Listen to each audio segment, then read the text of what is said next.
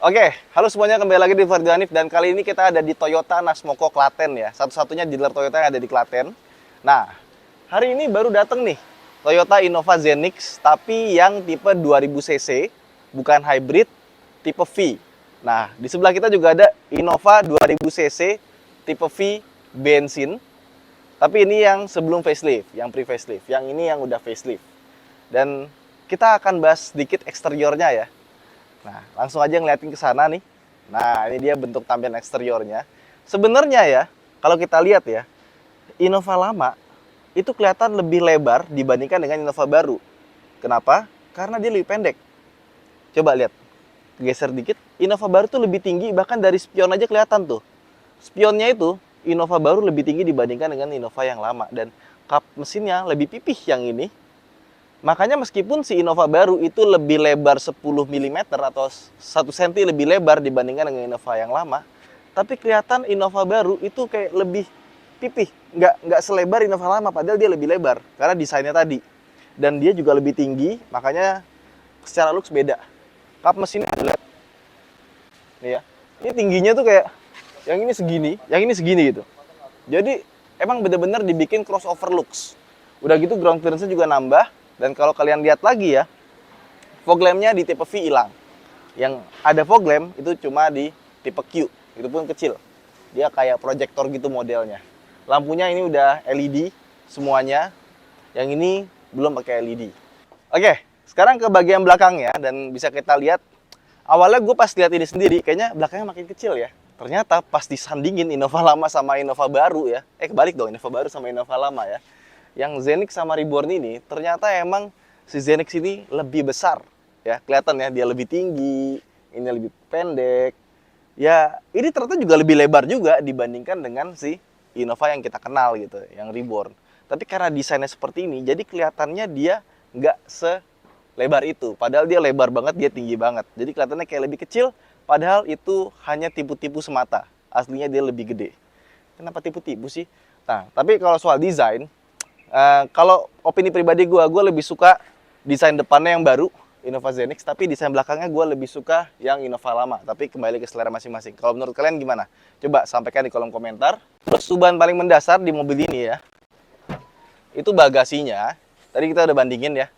Mau gue buka, cuma banyak barang ya, karena ini punya orang. Bagasinya sekarang jadi lebih besar. Apalagi sekarang jadi rata lantai. Kayak mobil-mobil zaman now. Soalnya dia udah pakai sasis yang monokok. Kalau yang leather frame kan dia masih ada leathernya di bawah. Kok masih ada sasisnya di bawah ya, masih ada leather lagi. Masih ada frame-nya di bawah atau sasisnya, habis itu ditempel sama body, makanya interiornya nggak bisa selega yang sekarang, yang lama itu. Terus nih, kita dapat ruang bawah yang agak lumayan buat naruh-naruh barang. Terus buat buka si ban serep, ini nih di sini nih. Tuh. Ya. Ini buat buka ban serep, dicopot aja gini. Tuh, tinggal diputer. Tapi yang lucu dari mobil ini adalah, biasanya kalau bangku belakang itu bisa dibikin rata lantai, biasanya ke tengah itu bisa rata lantai juga. Jadi Innova baru ini, sekarang kalau kita mau ke kursi baris belakang, itu nggak dilipat lagi kayak model zaman dulu gitu ke depan. Bikin yang ngeguling. Sekarang nggak. Sekarang jadinya begini. Tarik, slides, ini ya. Ngemplek-ngemplek kayaknya. Nah, udah. Kita bisa ke belakang. Ini jauh lebih praktis, jauh lebih mudah, dan jauh lebih bagus dibandingkan dengan model yang guling kayak biasa. Karena emang ini kursinya, pintunya sekarang gede juga, lebih lebar ya. Nah, duduk di belakang pun juga luas, tapi sayangnya dia nggak bisa dilipat rata lantai yang tengahnya. Jadi gue nanya ya ke Toyota sini, ini nggak bisa dibikin rata lantai ya yang tengahnya? Nggak bisa, ini udah begini doang paling kalau misalkan kita mau bawa barang, mau ngelipat bangku tengahnya atau dicopot bangku tengah sekalian. Ya, ini agak tanggung sih sebenarnya sih. Padahal kan dia dibikin low floor ya, udah dibikin flat ke belakang, harusnya dia bisa lebih rata lagi gitu, kayak mobil-mobil kekinian atau kayak Veloz lah. Oke. Sekarang bangku baris belakangnya. Nah, ini juga nih di sini ada tuas, tapi ini buat geser. Jadi buat gesernya ada di bagian sini, bukan di bagian depan. Nah, sekarang kursi belakangnya, karena dia tidak pakai model yang ke samping lagi ya. Wah, kursi belakangnya ini bisa benar-benar rebah sampai tiduran ke belakang. Bagus nih. Kalau yang kemarin kan masih agak tegak ya, yang ini benar-benar bisa dipakai buat istirahat dan bisa dipakai buat bertiga juga. Karena di sininya ada headrest dan seat beltnya juga ada 3 nih. Makanya di sini ada seat belt lagi. Dan ini adalah mobil yang bisa diisi 3-3-2. Jadi bisa diisi 8 orang secara proper, bukan 7 seater ya, 8 seater. Di sini ada cup holder 2, tempat pegangan tangan, AC-nya dari samping. Nggak ada problem. Sama di sini ada colokan listrik. Terus sekarang ke tengahnya. Nah, sayangnya juga untuk yang versi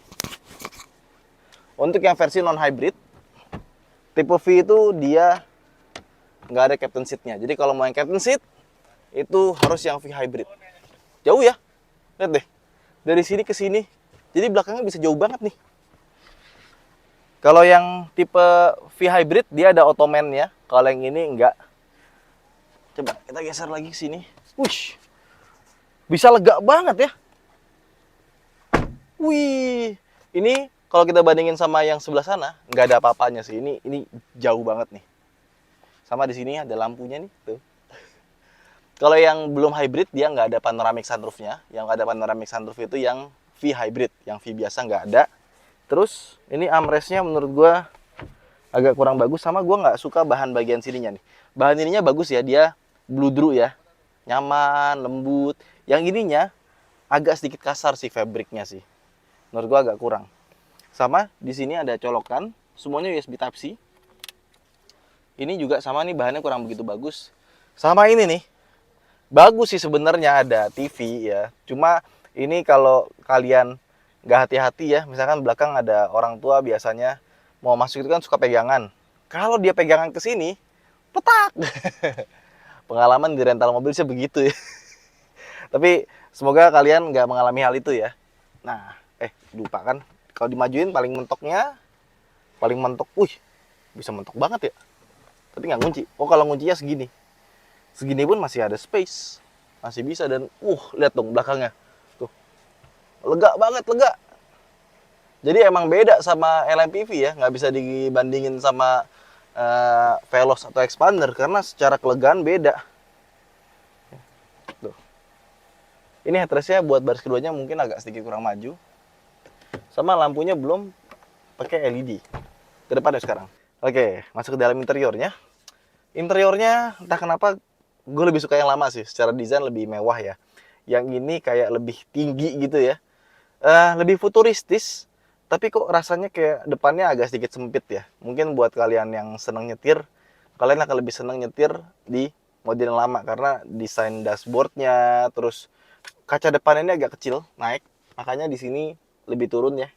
Kaca sampingnya itu lebih lebar, tapi kaca depannya kecil banget, cuma segini. Ini kalau pasang kaca film kayaknya harusnya dia masuk yang small nih, kaca depannya, karena nggak terlalu gede.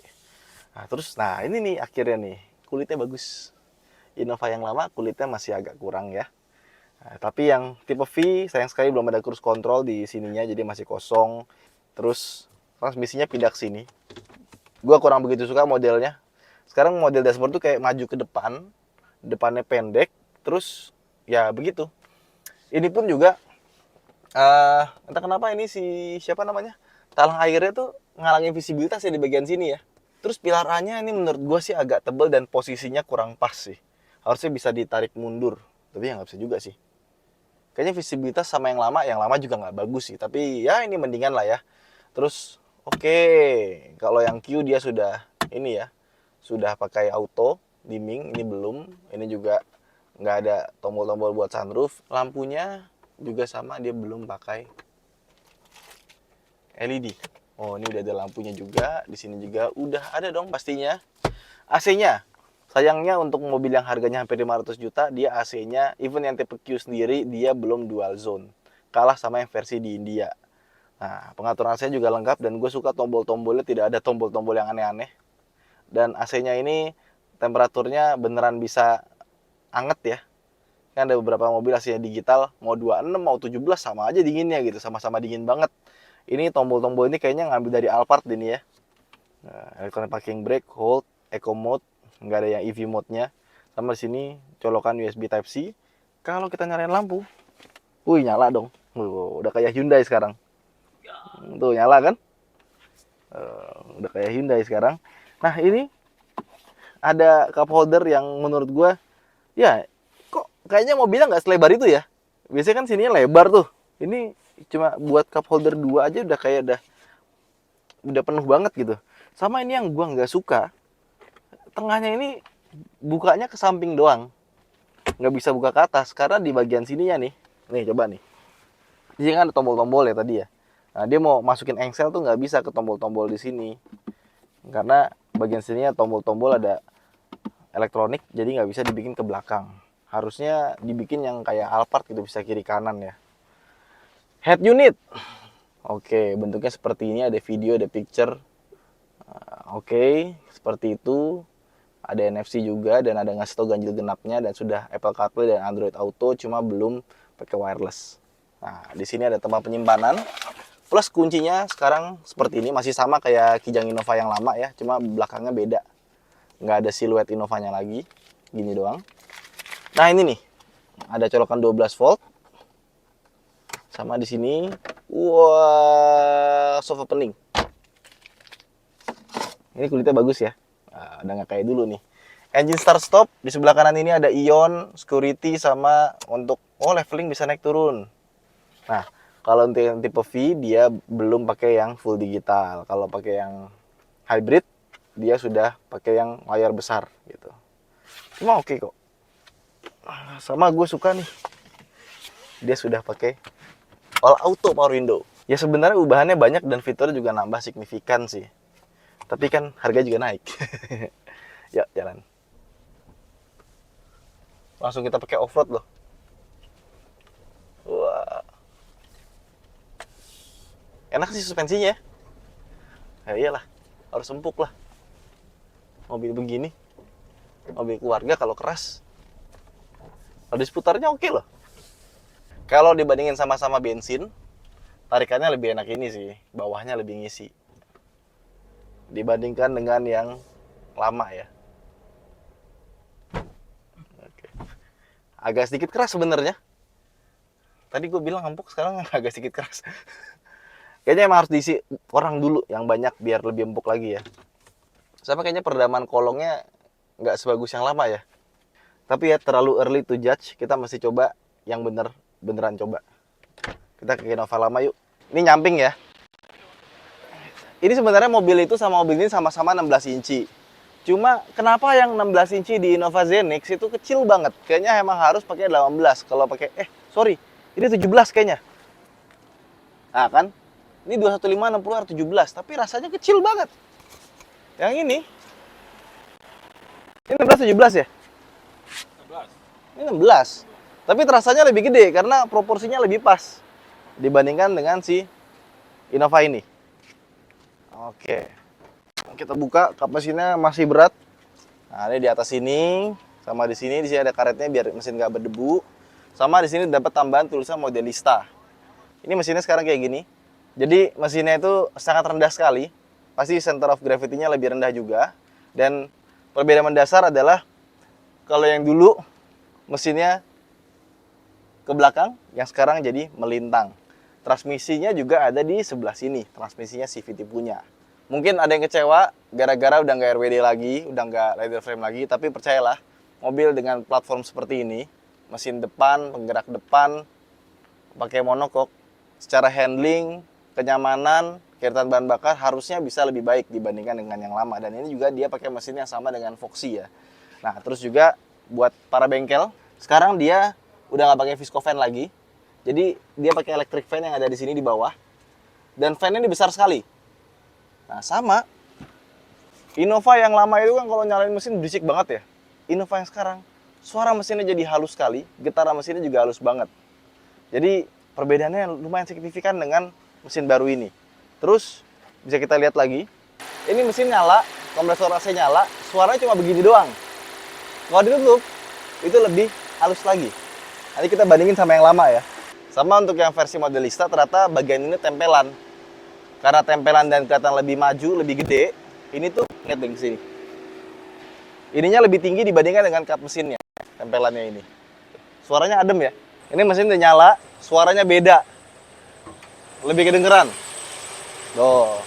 Mesinnya lebih padat juga, karena mesinnya ke belakang kan. Air filternya gede di sebelah sini, kalau yang lama sebelah kanan. Akinya di sebelah sini. Ya lebih padat lah. Yang baru katanya lebih kecil karena emang kapasitasnya lebih gede juga gitu, lebih naik ke atas. Beda ya suaranya ya. Jadi kasar banget. Pas sudah itu nyala, ini nyala, itu nyala. Langsung ini nggak kedengeran suaranya. Bener-bener kedengeran suara yang di sini. Jauh. Sama yang belakang, yang baru sudah pakai rear disc brake. Yang ini masih pakai rem tromol. Nah, ini masuk ke dalam Innova yang lama ya. Ya bener sih, secara interior gue ngerasa ini lebih mewah desainnya ya. Tapi materialnya bagusan yang baru. Yang ini nggak ada soft touch sama sekali. Kalau yang tipe Q malah bagus, ininya dikasih kayu ya. Kalau nggak dikasih kayu rasanya jadi kayak kurang gitu. Sama tombol-tombol AC-nya gue juga lebih suka yang ini sih.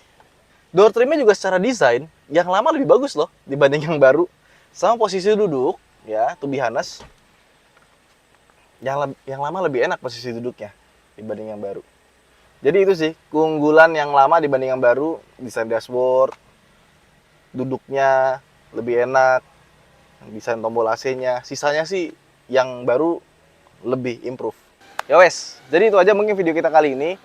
Kesimpulannya, ya benar, barang baru emang punya banyak kelebihan dibandingkan dengan yang lama. Karena ya lebih canggih pastinya, desainnya juga lebih baru, lebih seger. Tapi gimana pendapat kalian? Kalian lebih suka mana? Yang baru atau yang lama? Dan nanti kalau unit gue udah datang yang tipe Q, karena ternyata tipe Q itu deliverynya agak sedikit lama dibandingkan dengan yang V, terutama yang hybrid ya. Jadi nanti kita tunggu saja dan kita akan coba bawa jalan yang agak jauh. Itu aja mungkin vlog kita kali ini. Jangan lupa untuk like dan subscribe. Saya Ridho Hanif. Sampai jumpa di vlog berikutnya. Bye-bye.